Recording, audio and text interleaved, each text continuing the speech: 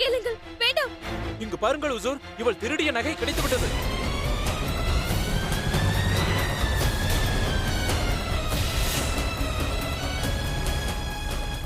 ஆம், இதுதான் என் நகை. இதோ என் நகை கிடைத்து விட்டது. இதோ இருக்கிறது என் நகை. இந்த ராஷித் கானின் மகள் தான் அதை திருடி இருக்கிறாள். இதோ பாருங்கள். இல்லை, இது போய். நிச்சயமாக இது யாரோ செய்த சதியாகத்தான் இருக்க வேண்டும். நான் திருடவில்லை. இவர்களே சதிகாரர்கள். இவர்களுக்கு யாரோ சதி செய்து விட்டார்களாம். தந்தை ஒரு நம்பிக்கை துரோகி, மகள் திருடி போல் இருக்கிறது. நான் உண்மையைதான் கூறுகிறேன். இது எப்படி வந்ததென்று எனக்கு தெரியாது. நான் திருடி அல்ல. யார்தான் திருடியதை ஒப்புக்கொண்டுள்ளார்கள்? இவை அனைத்திற்கும் காரணம் இந்த குற்றவாளிதான். வீரர்களே, இவனை கைது செய்யுங்கள். உடனே அழைத்து வாருங்கள். வேண்டாம், என்னை நம்புங்கள். நான் கூறுவதை கேளுங்கள். அவரை விட்டு விடுங்கள். தந்தையே, நான் கூறுவதை கேளுங்கள். அவரை விட்டு விடுங்கள். வேண்டும் என்றால் என்னை கைது செய்யுங்கள். அவரை விட்டு விடுங்கள். நிறுத்துங்கள்.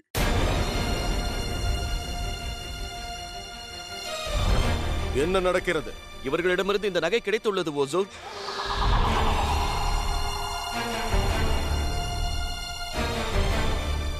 அவர்களை விட்டு விடுங்கள்.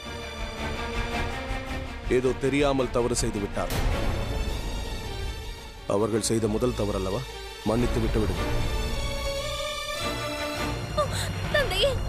மறுபடியும் தவறு நேர்ந்தால் மிகவும் கடுமையாக தண்டிக்கப்படுவீர்கள். அனைவரும் செல்லுங்கள்.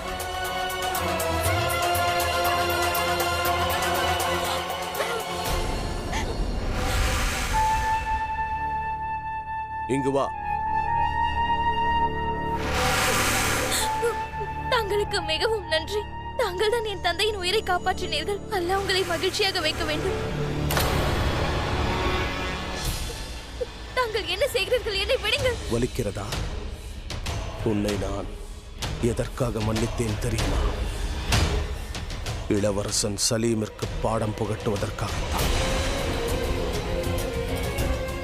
உனக்கு விடுதலை அளிக்க சொன்னதற்கு காரணம், இன்னும் உன் வாழ்க்கையில் நீ அனுபவிக்க வேண்டியது நிறைய உள்ளது.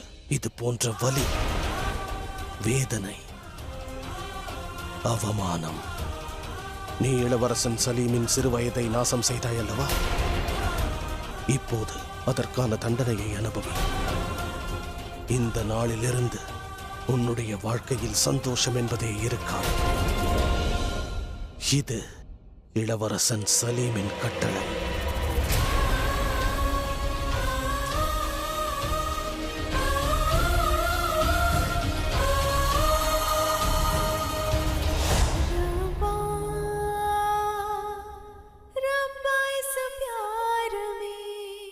நான் உனக்கு அளிக்கப் போகும் தண்டனையை உன்னால் காலத்திற்கும் மறக்க முடியாது. அதே நேரம் நீ இதனால் சாகவும் கூடாது. நான் காதலுக்காக பிறந்தவன் என்று மக்கள் கூறுகிறார்கள். ஆனால் உண்மையில் நான் உன்னை வெறுப்பதற்காகவே பிறந்தவன்.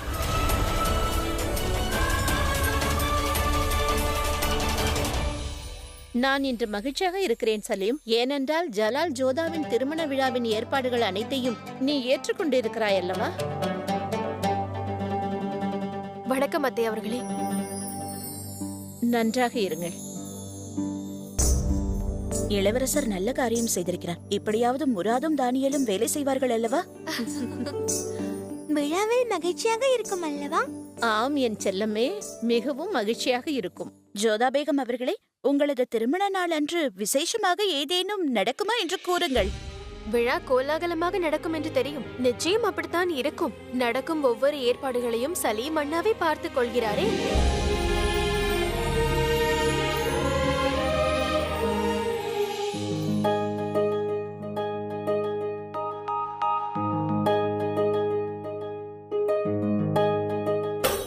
சங்கீதம் வாசியுங்கள். நான் நன்றாக ஆடுகிறேன். காலையில் இருந்து சாயங்காலம் வரை சலங்கை சத்தம் கேட்கும்.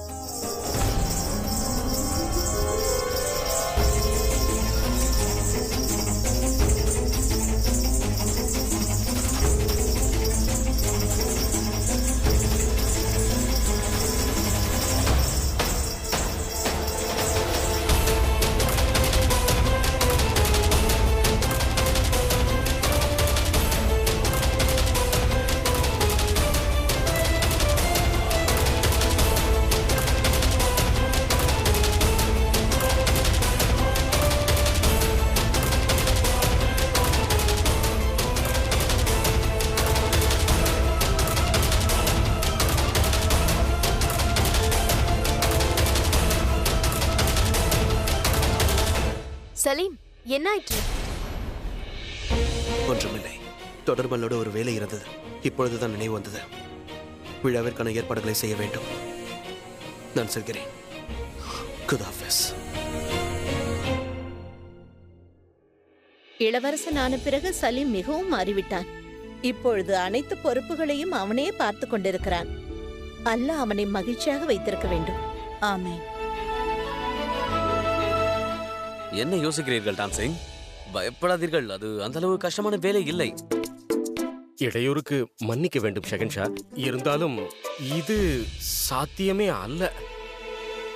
தான்சிங் அவர்களே, ஷெகன்ஷாவிடமே முடியாது என்கிறீர்களா? இல்லை இல்லை ஷெகன்ஷா, நான் அவ்வாறு கூறவில்லை. அவ்வளவு விரைவில் சங்கீதத்தை கற்றுக்கொள்ள முடியாது. தாங்கள் என்ன கூறுகிறீர்கள் தான்சிங்? ஷெகன்ஷா மூளை குறைந்தவர் என்று நினைக்கிறீர்களா? இல்லை இல்லை இல்லை ஷெகன்ஷா, நான் அந்த அர்த்தத்தில் கூறவில்லை. அப்படி என்றால் எனக்கு உண்மையிலேயே சங்கீத ஞானம் இல்லை என்று கூறுகிறீர்களா?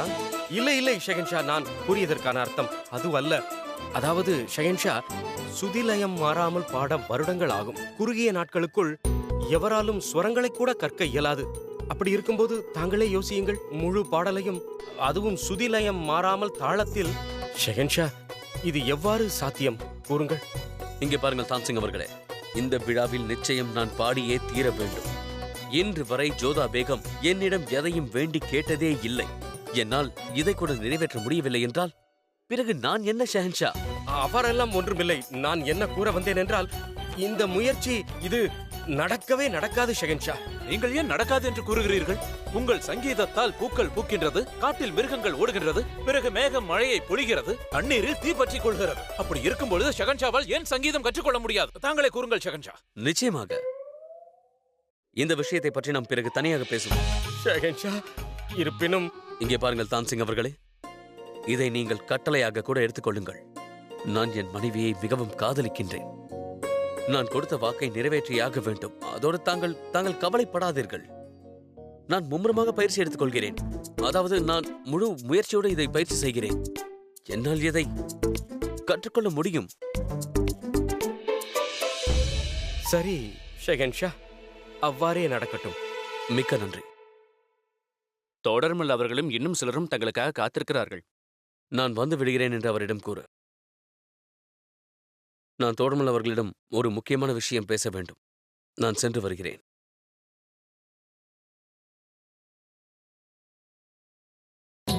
இப்பொழுது உங்களுக்கு மகிழ்ச்சி தானே பீர்பால்? நான் அறிவேன், இது எனக்காக தாங்கள் வகுத்த சக்கரவியூகம். இது நடக்காத காரியம் என்று தங்களுக்கே தெரியும். சங்கீதத்தை எளிதாக கற்றுக்கொள்ள முடியாது.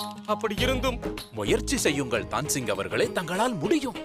உங்களால் தண்ணீரில் தீப்பற்ற முடியும், ஷெகன்ஷாவிற்கு சங்கீதம் கற்றுத்தர முடியும். பல அரிய வேலைகளை உங்களால் தான் செய்ய முடியும். உலகத்தில் வேறு யாராலும் முடியாது. தான்சிங் அவர்களால் முடியாதது ஒன்று இருக்கின்றதா என்ன?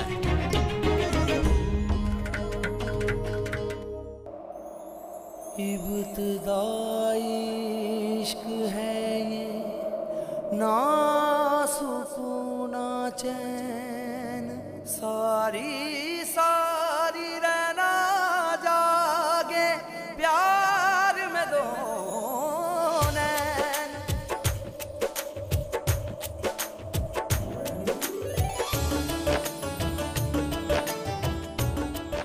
எனக்கும் உன் மீது வெறுப்பு இருக்கிறது, உன்னை விட அதிகமாக.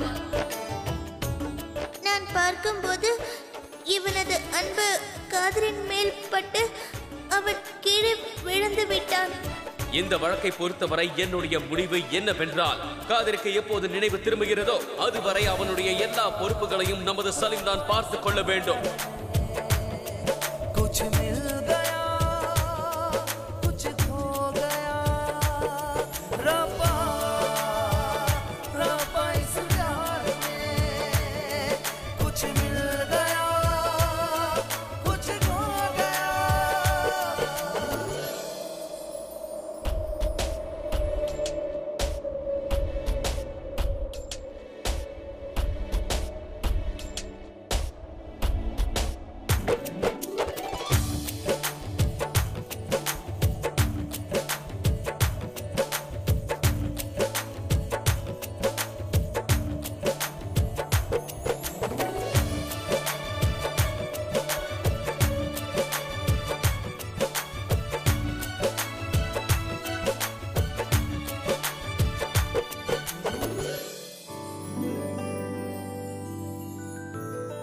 இன்று குதப்பிற்கு அதிர்ச்சி கொடுக்க வேண்டும்.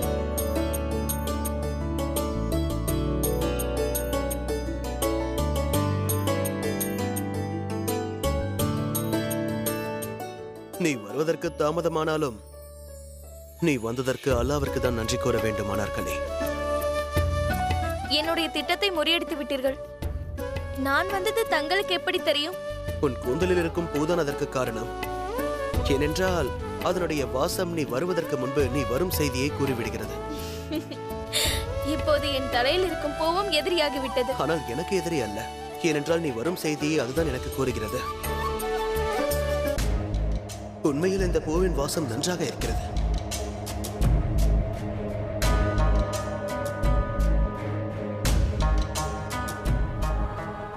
நான் இந்த பூவையும் வெறுக்கிறேன்.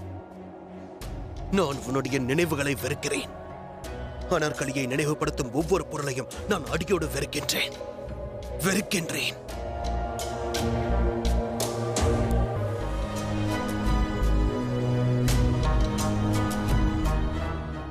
நான் எப்படிப்பட்டவரை காதலித்திருக்கிறேன் சக்கீனா? என்னை வெறுப்பவரை காதலித்திருக்கிறேன். எனது வாழ்க்கையை அழிக்க நினைக்கிறார். அவர் எனது பெற்றோரின் மனதை காயப்படுத்தியிருக்கிறார். அவர்தான் என் மீது திருட்டு பழியை சுமத்தி இருக்கிறார். என்னால் நம்ப முடியவில்லை நாதிரா. இளவரசர் சலீம் இந்த அளவுக்கு நடக்கக்கூடியவரா என்ன? என்னால் அதை கற்பனை கூட செய்ய முடியவில்லை. ஆனால் எனக்கு அதில் நம்பிக்கை இருக்கிறது. எப்போது அவர் குதிப்பிலை இளவரசர் சலீம் என்று தெரிந்ததோ அப்போது எனக்கு தெரியும் நிச்சயம் எனக்கு எதிராக சூழ்ச்சி செய்வார் என்று. சிறு வயதிலிருந்தே எனக்கு அவரை தெரியும். அவருக்கு இதயமே இல்லை. சிறு வயதில் எப்படி இருந்தாரோ அவ்வாறே தான் இருக்கிறார். நான் தான் அவசரப்பட்டு தவறு செய்து விட்டேன். அவனை புரிந்து கொள்ளாமல் இருந்து விட்டேன். அவன் யார் என்று தெரியாமல் காதலித்து விட்டேன். அவர் இளவரசர் சலீம் தான் என்று எனக்கு தெரிந்திருந்தால் நான் நிச்சயம் இந்த தவறை செய்திருக்க மாட்டேன். நாம யாரையும் காதலிப்பதில்லை நாதிரா. காதல் தானாக வருவது.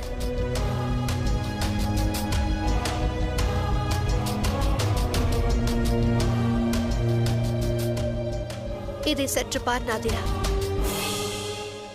உனக்கு மிகவும் பிடித்த மலர்.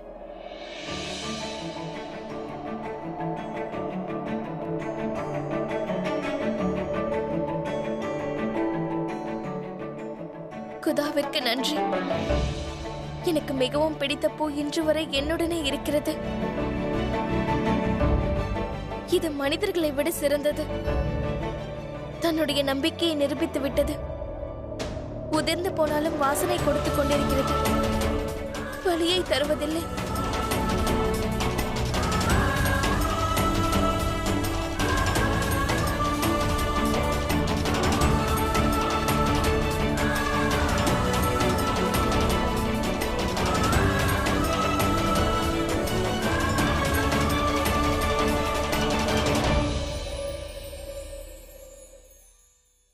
குதா தங்களை விரைவில் குணப்படுத்த வேண்டும்.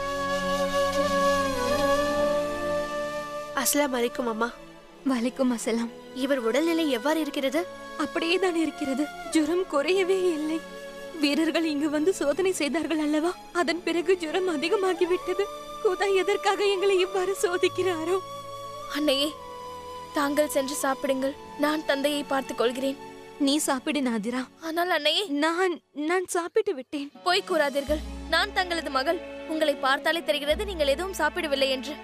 அன்னையே, தங்களது உடல்நிலையை கவனித்துக் கொள்ளவில்லை என்றால் பிறகு தந்தையை யார் பார்த்துக் கொள்வார்? தாங்கள் சாப்பிட்டு விட்டு சற்று ஓய்வெடுங்கள். நான் தந்தையை பார்த்துக் கொள்கிறேன். சரி, சிறிது நேரம் கழித்து சாப்பிடுகிறேன். உன் தந்தைக்கும் ஏதாவது சாப்பிட கொடுக்க வேண்டும்.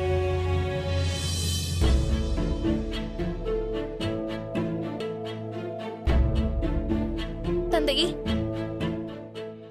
என்னால் தான் இவருக்கு இந்த நிலைமை ஏற்பட்டது. எங்கள் விதியை பார்த்தாயா? இவருக்கு சிகிச்சை கூட கொடுக்க முடியவில்லை. இப்போது சிறிது கூட எங்களிடம் பணம் இல்லை. வளையலை விற்க சென்றேன். அதையும் ஒருவன் திருடி கொண்டான். கடைசியில் என்னை திருடி என்று கூறிவிட்டனர்.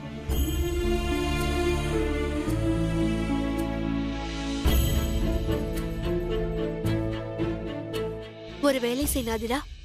இந்த வளையலை வைத்துக்கொள். நீ என்ன கூறுகிறாய் சக்கீனா? இதை நான் வாங்கிக் கொள்ள மாட்டேன். ஏன்? ஆபத்து நேரத்தில் உதவவில்லை என்றால் என்ன தோழி அவள்? இவர் உனக்கு அப்பா என்றால் எனக்கு மாமா. மறுத்து பேசாதே. இதை தவிர என்னால் வேற உதவி செய்ய முடியாது. என் அப்பாவிடமும் எந்த உதவியையும் கேட்க முடியாது. உன்னை சந்திப்பதே அவருக்கு தெரியாது. என்னுடைய இந்த உதவியையாவது ஏற்றுக்கொள் நாதிரா. இல்லை சக்கினா, இதை என்னால் ஏற்றுக்கொள்ள முடியாது. என் தந்தையும் இதை நிச்சயம் விரும்ப மாட்டார். நாதிரா சரியாக கூறுகிறாள் சகினா. உன்னுடைய நல்ல மனது எங்களுக்கு புரிகிறது. ஆனால் இந்த விஷயத்தால் உன் தந்தை உன்னிடம் கோபம் கொள்ள வாய்ப்பு இருக்கிறது. பிறகு நீ இங்கு வர முடியாமல் போய்விடும். நீயாவது இங்கு வந்து எனக்கும் நாதிராவிற்கும் ஆதரவாக இருக்கிறாய். எங்களுக்கு அதுவே போதும். பிறகு தங்களால் இவரை எவ்வாறுதான் குணப்படுத்த முடியும்? உணவிற்கு என்ன செய்வீர்கள்? என் பிடிவாதத்தால் தான் நாங்கள் இங்கு வந்தோம். இனி ஏதாவது செய்து என் தந்தைக்கு சிகிச்சை அளித்தே ஆக வேண்டும். அன்னையே, தண்ணீர் எடுத்து வாருங்கள். தந்தையே, ஒன்றுமில்லை. தந்தையே, இந்த தண்ணீரை குடிங்கள். அம்மாடி நாதிரா, நாம் காலையில் நிச்சயம் வைத்தியரை அழைத்து வர வேண்டும். இவர் நிலைமை மோசமாகிக் கொண்டே போகிறது. விழாவிற்கு தேவையான ஏற்பாடுகளை நான் ஏற்கனவே செய்ய ஆரம்பித்து விட்டேன். என்னுடைய தலைமையில் நடக்கும் முதல் விழா இதுதான். இதில் எந்த குறையும் வந்துவிடக் கூடாது என்று நினைக்கிறேன். முராத், விழாவிற்கு வருபவர்களை வரவேற்க வேண்டிய வேலை உன்னுடையது. சரி. தானியல், விருந்து ஏற்பாடுகளை கவனித்துக் கொள்ள வேண்டியது உன்னுடைய பொறுப்பாகும். இளவரசே, வரும் விருந்தாளிகளை பற்றிய விவரம் எனக்கு தெரிய வேண்டும். அப்போதுதான் அவர்களை கவனிக்க முடியும். ஆகையால் எனக்கு அவர்களை பற்றி தெரிய வேண்டும். ஏனென்றால் அவர்களுக்கு விருந்து உபசரிப்பில் எந்தவித குறையும் இருந்துவிடக் கூடாது அல்லவா? சகோதரரே, தாங்கள் அனுமதித்தால் ஆமீரில் இருக்கும் அந்த பெண்ணையும் வர சொல்லவா? அவள்தான் உங்கள் மனதில் இடம் பிடித்து விட்டாளே.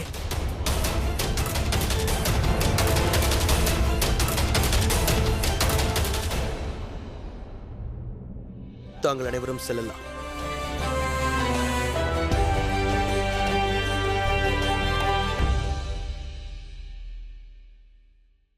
சலாம். சலாம். அந்த பெண் ஆக்ராவில் உள்ளதாக தகவல் வந்திருக்கிறது. அவளுக்கு தண்டனை கிடைக்க நான் ஏற்பாடு செய்துள்ளேன். நீ கவலைப்படாதே. நீ அனுபவித்த வேதனைகளை விட அந்த அனார்கலி அதிக வேதனைகளை அனுபவிப்பார். போதும் ஹைதர், நிறுத்து. அந்த பெண்ணின் பெயரை கூட என்னிடம் கூறாதே. அவளை பற்றி எதுவும் என்னிடம் பேசாதே. நான் அவள் பெயரை கேட்கவும் விரும்பவில்லை. அவள் முகத்தை பார்க்கவும் விரும்பவில்லை. நிச்சயம் அவ்வாறே நடக்கும். அந்த பெண் உன் முன்பாக வரமாட்டாள் இளவரசே. ஆனால் அவள் காரணமாக உன் தந்தை உனக்கு எதிராக வந்து நிற்பார். இதுதான் என்னுடைய கனவு. ஹைதர், நாம் அன்று சென்ற இடத்திற்கு என்னை மறுபடியும் இன்று அழைத்துச் செல். அந்த இடம் உனக்கு பிடிக்கவில்லை என்று நினைத்தேன். ஹைதர், நான் தான் கூறினேனே, நாம் மறுபடியும் அங்கு செல்ல வேண்டும். சரி, வா போகலாம். சலாம் இளவரசே. சலாம் ஹைதர். இவ்வாறு நீ ஏற்பாடுகளை செய்வதை பார்க்கும் பொழுது எனக்கு மகிழ்ச்சியாக இருக்கிறது. இதே போல் அனைத்து வேலைகளையும் செய்தாய் என்றால் கூடிய விரைவிலேயே நீ ஒரு ஷெஹன்ஷாவாக மாறிவிடுவாய். நிச்சயமாக இளவரசர் அவ்வாறே செய்வார். எனக்கு விடை கொடுங்கள். நான் குதிரைகளை ஏற்பாடு செய்ய வேண்டும். சலாம்.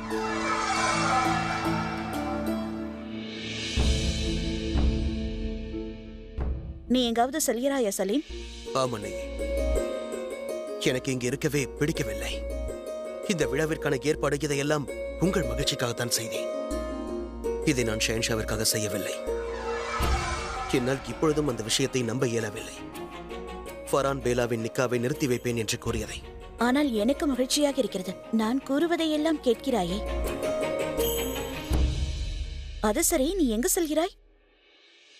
நிம்மதியை தேடி. ஒரு விஷயத்தை நான் நன்கு புரிந்து கொண்டேன். காதல் வலியை தவிர வேறு இதையும் தராது என்று. வாழ்க்கையில் நிம்மதியாக இருக்க வேண்டும் என்றால் யாரையும் காதலிக்க கூடாது. உண்மையை கூற வேண்டும் என்றால் இந்த மாளிகையில் எனக்கு மகிழ்ச்சியே இல்லை.